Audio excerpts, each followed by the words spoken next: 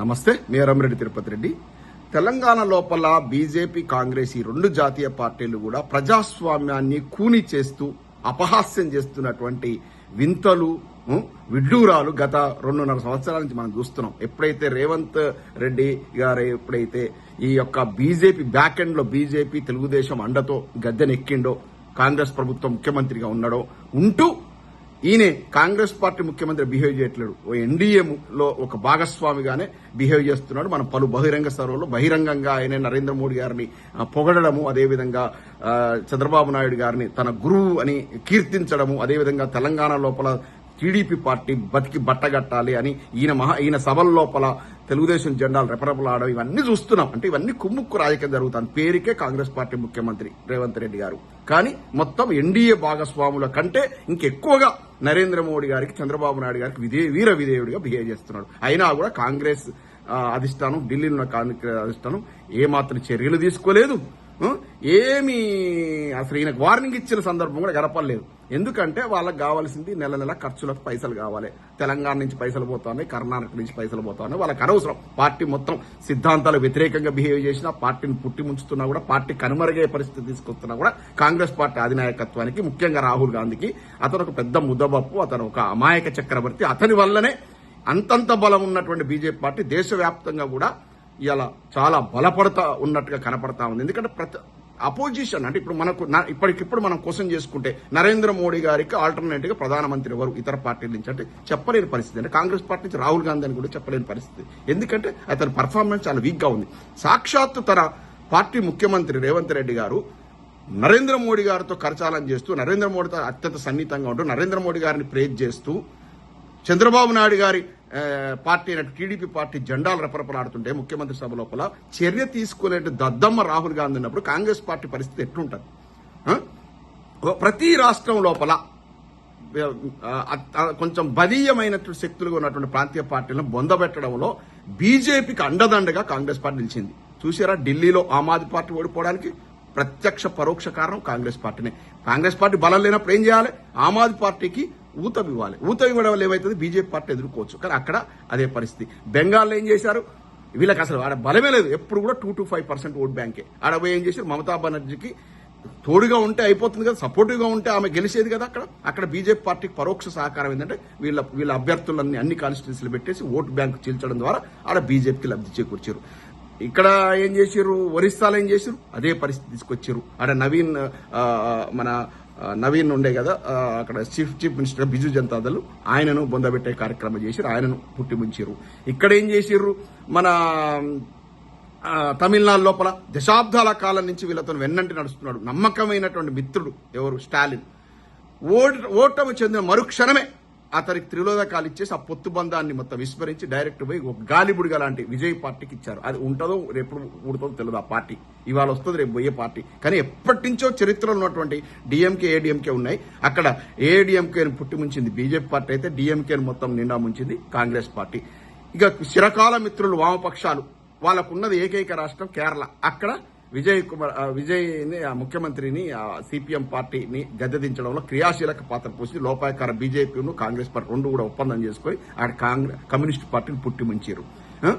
ఇది అక్కడ కర్ణాటకలో ఏం చేసి జనతాదళ్ సెక్యులర్ పార్టీ, అక్కడ ఉన్న ఒక ఏకైక ప్రాంతీయ పార్టీని ఈ కాంగ్రెస్ బీజేపీ రెండు కుమ్మకై ఉంటే మన ఇద్దరే ఉండాలి, ఈ ప్రాంతీయ పార్టీ ఉండొద్దని మింగేసారు ఆ పార్టీని. ఈ విధంగా చేసి ఒక్కరు లొంగకుండా ఉన్నది దేశవ్యాప్తంగా కేసీఆర్ గారు ఒక్కరే. ఎప్పుడు కూడా కాంగ్రెస్ పార్టీకును బీజేపీ పార్టీకి ఈ మధ్యకాలంలో అంటే తెలంగాణ సిద్ధించేంత సమదూరం పాటించాడు, దూరంగా ఉన్నాడు. తను తెలంగాణ అభివృద్ధి ధ్యేయంగా, తెలంగాణ సంక్షేమ ధ్యేయంగా పనిచేసిండు. కాబట్టి కంట్లో నలుసు తయారైందని చెప్పి ఇక్కడ కూడా మొన్న 2023 ఎలక్షన్ లోపల బీజేపీ సహకారంతో రేవంత్ రెడ్డి గారు గద్దెనెక్కిండు. గద్దెనెక్కిన తర్వాత ఏం చేస్తా ఉన్నారు? కేసీఆర్ గారి మీద విపరీతమైన రాజకీయంగా అనేక రకాల ఒత్తిళ్లు తీసుకొచ్చే ప్రయత్నించారు. అన్నిట్లో ఫెయిల్ అయ్యారు. ప్రజలు గుర్తించారు. పార్లమెంట్ ఎలక్షన్ లోపల బీఆర్ఎస్ పార్టీని దెబ్బతీసినా కూడా తర్వాత మున్సిపల్ ఎలక్షన్ వచ్చేసరికి, గత సంవత్సరం మున్సిపల్ ఎలక్షన్ వచ్చేసరికి ప్రజలు గుర్తించారు. ఓహో, ఇదంతా కూడా ఏదో వింత రాజకీయం జరుగుతూ ఉందని గుర్తించారు. కాబట్టి మళ్ళీ బీఆర్ఎస్ పట్ల అనుకూల ఫలితాలు వచ్చినాయి. మళ్ళీ నిన్న సిపాక్ సర్వే అంటే అత్యంత రిలయబుల్ సర్వేలో కూడా 85 సీట్లతో విజయదుందుబి భోగించబోతోంది. ఎప్పుడు జరిగినా కూడా ఎలక్షన్ బీఆర్ఎస్ పార్టీ అనేది వచ్చింది. ఇక బండి భగీరథ ఉదంతం తర్వాత బీజేపీ మొత్తం కూడా మంటగలిసిపోయింది. బీజేపీ అనేది పరువు మంటగలిసిపోయింది. బీజేపీ అనేది తెలంగాణ రాజకీయ లోపల కనుమరుగయ్యే పరిస్థితి వచ్చింది. ఇక కాంగ్రెస్ పార్టీని అంటే ప్రజలు తరిమి కొట్టే రోజులు వచ్చినాయి. ఇక ఇది ఒక రాజకీయంగా ఈ పరిస్థితి, వింత పరిస్థితి రెండు జాతీయ పార్టీలది. ఇక బీఆర్ఎస్ పార్టీ గుర్తు మీద గెలిచి కాంగ్రెస్ పార్టీలో చేరినటువంటి 10 మంది ఎమ్మెల్యేలో ఒకరు పటాన్చెరు ఎమ్మెల్యే గారు వారు మనసు మార్చుకున్నారు. ఈ దిక్కుమాల కంపు కాంగ్రెస్ పార్టీలో ఉంటే అభివృద్ధి ఏందో గానీ అసలు మొత్తం సర్వనాశనం అయ్యే పరిస్థితి వచ్చింది. రియలైజ్ అయ్యారు. మన తన మాతృ సంస్థ దగ్గరే ప్రయత్నం చేస్తారు. మిగతా 9 మందిలో ఒకడైతే ఖైరతాబాద్ ఎమ్మెల్యే దానం నాగేంద్ర అయితే బీఆర్ఎస్ పార్టీ ఎమ్మెల్యేగా ఉంటూ డైరెక్ట్ సికింద్రాబాద్ పార్లమెంట్ అభ్యర్థి కాంగ్రెస్ పార్టీ అభ్యర్థి పోటీ చేసిండు. అంటే ఒక క్షణమే అతన్ని స్పీకర్ ప్రసాద్ గారికి ఏమాత్రం విచక్షణ ఉండి డిస్క్వాలిఫై చేయాలి, లేదంటే ఎలక్షన్ కమిషన్ డిస్క్వాలిఫై చేయలేదు. ఇక కడియం శ్రీహరి డైరెక్ట్ బహిరంగ సభల్లోనే జై కాంగ్రెస్ అంటున్నాడు. కూతురును కాంగ్రెస్ పార్టీ అభ్యర్థిగా పార్లమెంట్ అభ్యర్థిగా వరంగల్ నుంచి నిలబెట్టి అక్కడ బహిరంగ సభలో పాల్గొన్నాడు. అదంతా ప్రజలందరికీ తెలుసు. మిగతా 7 ఎమ్మెల్యేలు కూడా అదే మొత్తం కాంగ్రెస్ కండువాలు కప్పుకున్నారు. అభివృద్ధి కోసం కాంగ్రెస్ పార్టీలు చేరినామన్నారు. మనం సంజయ్ ఉదంతా చూసాం, జగిత్యాల లోపల ఇవన్నీ చూసాం. ఈ వీళ్ళ మీద చర్య తీసుకోకుండా సుప్రీంకోర్టు మొట్టికాయలేసిన కూడా చర్య తీసుకోమని మొట్టికాయలేసిన కూడా ప్రసాద్ గారు స్పీకర్ ప్రసాద్ గారు తీసుకోకుండా అదంతా ఉత్తిముచ్చడం వాళ్ళంతా బీఆర్ఎస్ పార్టీ ఎమ్మెల్యేలని ఒక జడ్జిమెంట్ ఇచ్చేసిండు. అంటే ప్రజాస్వామ్యం కూలి చేసిండు. మనకు ఒక నానుడింది. ఇదే రేవంత్ రెడ్డి గారు పలు బహిరంగ సభలు చెప్పాడు, పొట్టోని పొడుగోడు కొడతా పొడుగోని పోచమ్మ కొడుతుంది అన్నట్టు. ఇవాళ ఇదే కాంగ్రెస్ పార్టీని బీజేపీ ఏ విధంగా దెబ్బతీయని చూశాడు. బీఆర్ఎస్ పార్టీ నుంచి కాంగ్రెస్ పార్టీలో చేరిన ఎమ్మెల్యేల విషయంలో ప్రజాస్వామ్యాన్ని కూని చేసే విధంగా, అసలు రాజ్యాంగం పట్టిన విశ్వాసం పోయే విధంగా మన తెలంగాణ అసెంబ్లీ స్పీకర్ అత్యంత అసహ్యమైనటువంటి జడ్జిమెంట్ ఇచ్చాడు. అభ్యంతరకరమైనటువంటి జడ్జిమెంట్ ఇచ్చాడు.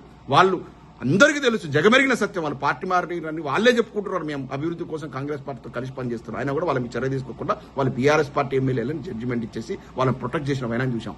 మరి నువ్వు చేసింది ఇట్లా ఉన్నప్పుడు పక్కన బీజేపీ అడ్వాంటేజ్ తీసుకుని ఏం చేసిండు?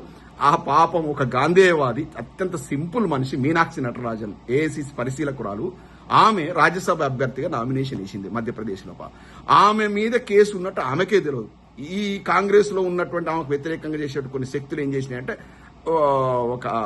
ఆమె మీద ఏదో ఒక నారాయణపేట జిల్లాలో ఒక ప్రబుద్ధుడు ఒక రేపు చేసిన సంఘటన లోపల అతని మీద పిసిసి అధ్యక్షుడు మహేష్ కుమార్ గారు, ఏఐసిసి పరిశీలకురాలు మీనాక్షి నటరాజన్ గారు ఇద్దరు కలిసి చర్య తీసుకోవాలి, చర్య తీసుకోకపోతే వీళ్ళని కూడా మీరు కోర్టుకు పిలవాలని ఒక ఆమె శ్రీలత అనేటువంటి ఒక మహిళ ఒక పోలీస్ స్టేషన్ లో కంప్లైంట్ ఇచ్చింది. అది ఎఫ్ఐఆర్ కూడా నమ్మేది కాదు, అది కేసే కాదు.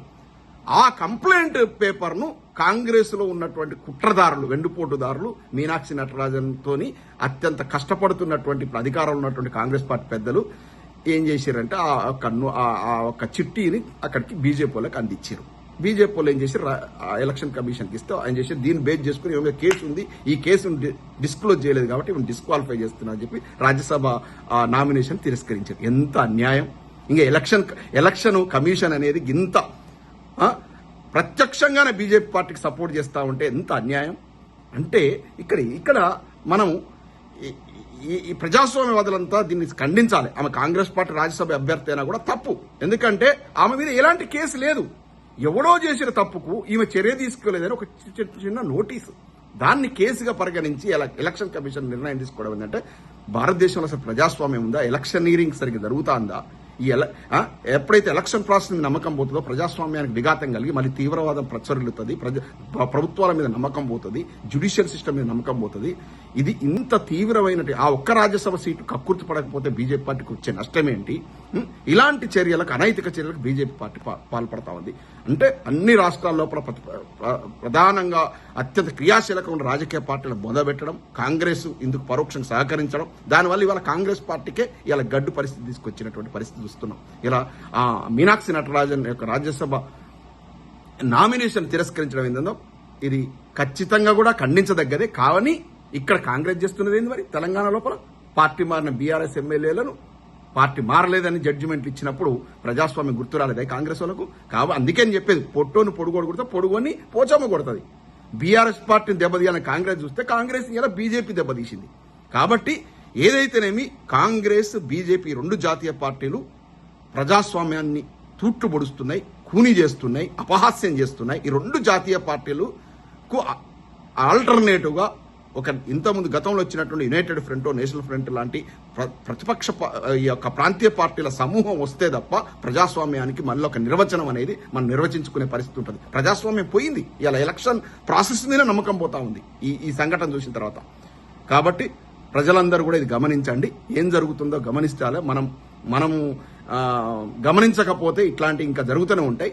రాబోయే రోజుల లోపల తెలంగాణ లోపల ఈ రెండు జాతీయ పార్టీలను బోధపెట్టాలి. బీజేపీ, కాంగ్రెస్ పార్టీలను. మన తెలంగాణ రక్షకుడు కేసీఆర్ గారే. తెలంగాణను అభివృద్ధి చేయాలన్న కేసీఆర్ గారే. ఎందుకంటే తెలంగాణను చావునోట్ల తలబెట్టి కొట్టాడి తీసుకొచ్చినటువంటి మహానుభావుడు మన జాతిపిత కేసీఆర్ గారితోనే తెలంగాణ అభివృద్ధి సాధ్యం. జై తెలంగాణ.